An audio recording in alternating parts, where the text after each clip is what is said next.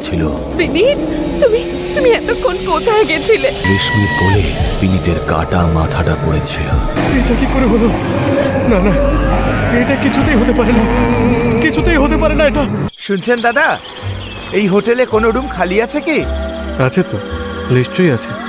Room number 11 খালি আছে। তারপরেই সেই ছেলেটার দিকে তাকিয়ে অদ্ভুতভাবে হাসতে শুরু করলো। প্রায় 7 বছর আগেকার কথা। একদিন রাত 2টোর সময় রাধিকা আর সময় কোলাপুর যাওয়ার জন্য জঙ্গলের রাস্তা ধরে এগোচ্ছিল। তারা ছিল প্রেমিক প্রেমিকা। গাড়ি চালাতে চালাতে সময়ের চোখটা লেগে আসছিল। তাকে দেখে রাধিকা বলল, সময়, আমার মনে হয় তোমার একটু ঘুমানোর প্রয়োজন। হ্যাঁ, আমারও তাই মনে হচ্ছে। জঙ্গল হওয়ার কারণে তারা সেখানে রাত কাটাতে পারত না।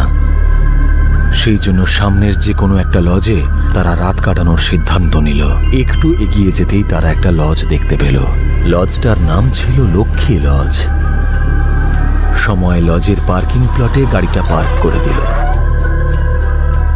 আর সে নিজের সুটকেসটা নিল এবং দুজনে লজের ভেতরে প্রবেশ করল। তারা রিসেপশনের কাছে পৌঁছল। রিসেপশনে একজন মধ্যবয়সী ছেলে বসেছিল। এক্সকিউজ মি, এখানে কোনো রুম ফাঁকা আছে? কিন্তু রিসেপশনিস্টটা রাধিকাকে পা থেকে মাথা পর্যন্ত দেখছিল। রাধিকা ব্যাপারটাতে একটু ভয় পেয়ে সময়ের পেছনে লুকিয়ে পড়ল। হ্যাঁ স্যার, আছে তো, রিসেপশনিস্ট বলল। আর তখনই ম্যানেজার ছুটে এলেন। আরে নাগেশ, ম্যাডামকে দোতলার 11 নম্বর রুমটা দিয়ে দাও। হ্যাঁ স্যার। ছোটু, এদিকে আয়, ম্যাডামকে ওনার রুমে নিয়ে যা। ওনারা নিশ্চয়ই ক্লান্ত, বিশ্রামের প্রয়োজন। ম্যানেজার লজে কর্মরত 15 বছরের একটা বাচ্চা ছেলেকে বলল, আর ছেলেটা রিসেপশন থেকে রুমের চাবি নিল আর তাদের লাগেজ তুলে নিয়ে বলল, চলুন স্যার। তুমি ম্যাডামকে নিয়ে যাও, আমি বিল পে করে আসছি। এরপর ছোটু রাধিকাকে নিয়ে রুম নম্বর 11-র দিকে এগিয়ে গেল, আর ম্যানেজারও নিজের ঘরের দিকে চলে গেল।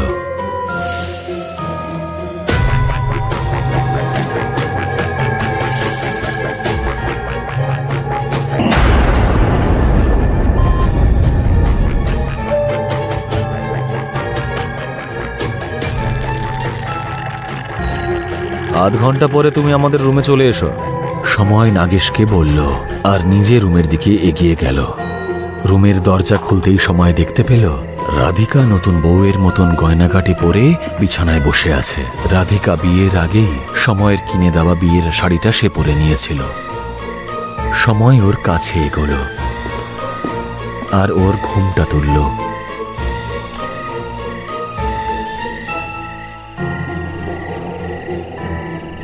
প্রায় আধ ঘন্টা পরে দরজায় খটখট আওয়াজ হলো। কে ওখানে? আমি। নাগেশ উত্তর দিল। সময় এগিয়ে এসে রুমের দরজাটা খুলে দিল।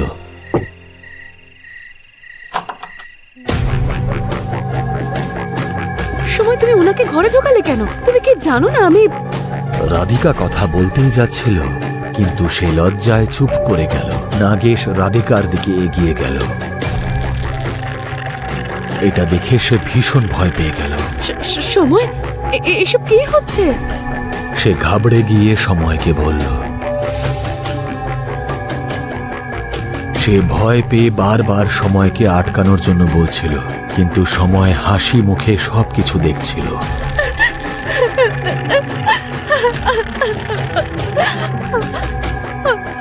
তখনই আবার দরজায় খটখট আওয়াজ হলো। সময় আর নাগেশ ভয় পেয়ে গেল। কে ওখানে? আমি। তাড়াতাড়ি দরজা খোলো। বাইরে থেকে একটা লোকের আওয়াজ ভেসে এলো। আওয়াজটা শুনেই নাগেশ ভয় পেয়ে গেল, কারণ সেটা ছিল ম্যানেজারের আওয়াজ। নাগেশ, আমি জানি তুমি ভিতরে আছো, তাড়াতাড়ি দরজা খোলো। বাঁচাও, প্লিজ আমাকে কেউ বাঁচাও। রাধিকা চিৎকার করে বলল। নাগেশ ভয়ে ঘামে ভিজে গিয়েছিল। তখনই ওর ফোনে একটা মেসেজ এলো। মেসেজটা ম্যানেজার পাঠিয়েছিল। মেসেজটা পড়ে নাগেশ অবাক হয়ে গেল। সে ঘরের চারিপাশটা দেখতে শুরু করলো। কি হয়েছে? সময় জিজ্ঞেস করলো। নাগেশ সময়কে মেসেজটা পড়ালো, আর সেটা পড়ে ওর পায়ের তলার মাটি সরে গেল। নাগেশ, দরজাটা খুলতেই হবে। সময় তাকে বলল। নাগেশ গিয়ে দরজাটা খুলে ম্যানেজারকে ঘরে ঢুকিয়ে আনলো।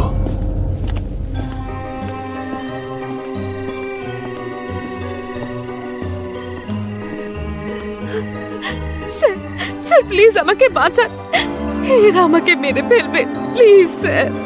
ম্যানেজারকে দেখে রাধিকা বলল। ম্যানেজার রাধিকার কাছে এগিয়ে গেল আর রাধিকাকে দেখে হাসতে শুরু করলো।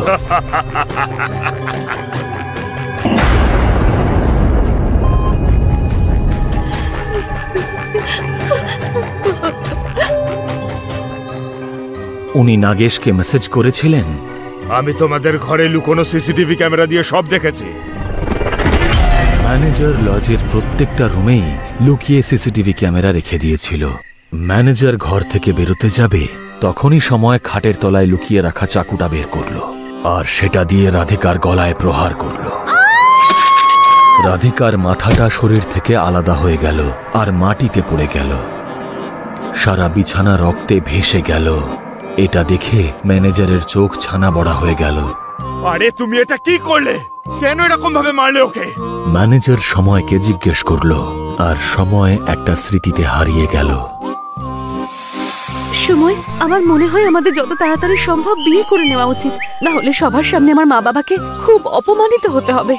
সময় রাধিকার হাত থেকে নিজের হাতটা ছাড়িয়ে নিল আর তার দিকে পেছন ঘুরে বলল, আমি তোমাকে বিয়ে করতে পারবো না। কিন্তু তুমি তো কথা দিয়েছিলে। তখন আমি নেশার ঘরে ছিলাম, আর তুমি ভাবলেই বা কি করে যে আমি তোমার মতন একজন মেয়েকে বিয়ে করব? সময় রাধিকার ওপরে চিৎকার করে বলল। এই কথা শুনে রাধিকার চোখে জল চলে এলো। সে বুঝতে পারল যে সময় তাকে ছেড়ে দেবে। রাধিকা রেগে গিয়ে বলল, যদি তুমি আমাকে বিয়ে না করো তাহলে আমি তোমার আর তোমার বাবা মায়ের বিরুদ্ধে পুলিশ কেস করব আর সবাইকে জানিয়ে দেব যে তুমি কিভাবে আমাকে ব্যবহার করে ছেড়ে দিয়েছো। রাধিকা রাগের চোটে বলল, আর সে সেখান থেকে চলে যাচ্ছিল। তখনই সময় তার হাতটা ধরে বলল, আচ্ছা রাধিকা, তুমি কি করে ভাবলে বলো তো যে আমি তোমাকে ছেড়ে দেব? হ্যাঁ, আরে বাবা, আমি তো তোমার সঙ্গে একটু মজা করছিলাম। এই কথা বলে সময় রাধিকাকে জড়িয়ে ধরল। কিন্তু আমার বাড়ির লোক কিন্তু এই বিয়েটাকে মেনে নেবে না, আর সেই জন্যই কিন্তু আমাদের পালিয়ে বিয়ে করতে হবে। আজকে রাতেই আমরা এখান থেকে অনেক দূরে চলে যাব আর ওখানেই বিয়ে করব আর ওখানেই সংসার করব, আর সন্তান জন্ম নিলে আমরা গ্রামে ফিরে আসব, আর তখন তো ওনাদের বাধ্য হয়ে আমাদেরকে মানতেই হবে। রাধিকা ওর কথায় রাজি হয়ে গেল।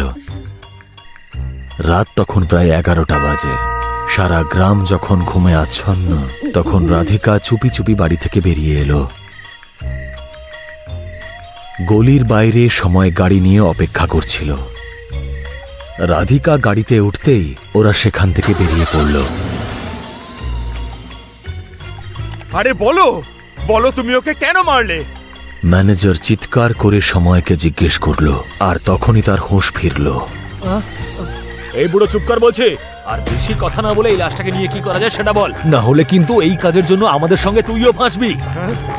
কিন্তু আমি এই লাশটাকে নিয়ে এখন কি করব? তুমি এই লাশটাকে কেটে টুকরো করবে, তারপর সুটকেসে ভরে রাখবে, পরে এটাকে জঙ্গলে নিয়ে গিয়ে পুঁতে দেবো। নাগেশ বলল। নাগেশের কথা শুনে ম্যানেজার কেঁপে উঠল। আমি না না, আমি এটাকে কাটতে পারবো না, এসব আমার দ্বারা হবে না। ম্যানেজার ঘাবড়ে গিয়ে বলল, কিন্তু ম্যানেজারকে দিয়েই ওরা দুজনে রাধিকার লাশটাকে টুকরো টুকরো করালো আর সুটকেসে ভরে দিতে বলল। আর তারপরে ওরা তিনজনে মিলে সুটকেসটা নিয়ে জঙ্গলে গিয়ে পুঁতে দিল। কিছুদিন পরেই অমাবস্যার রাত এলো। তখন রাত 12টা বাজে। চারিদিকে চলছিল অশুভ শক্তির রাজত্ব, আর সেই শক্তিগুলো রাধিকার আত্মাকে জাগিয়ে তুলল।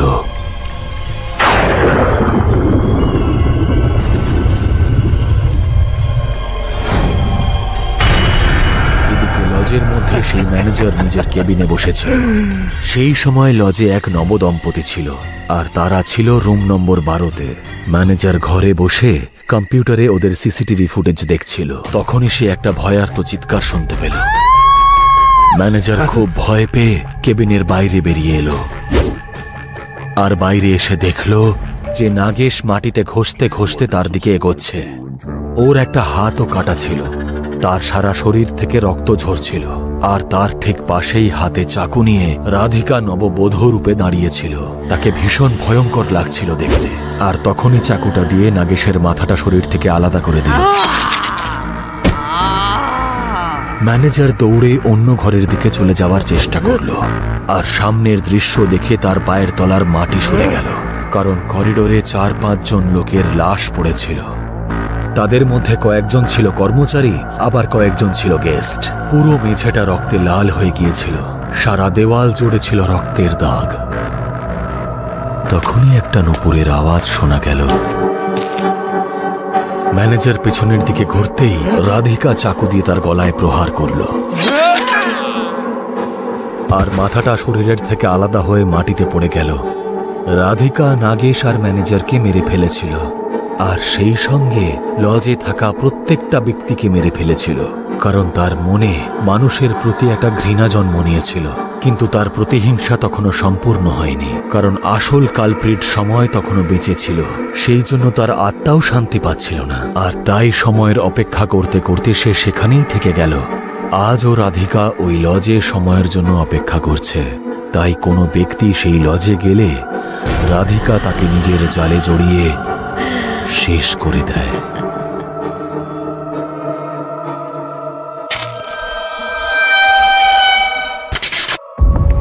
গল্পটা ভালো লাগলে লাইক, কমেন্ট, শেয়ার করে দিন।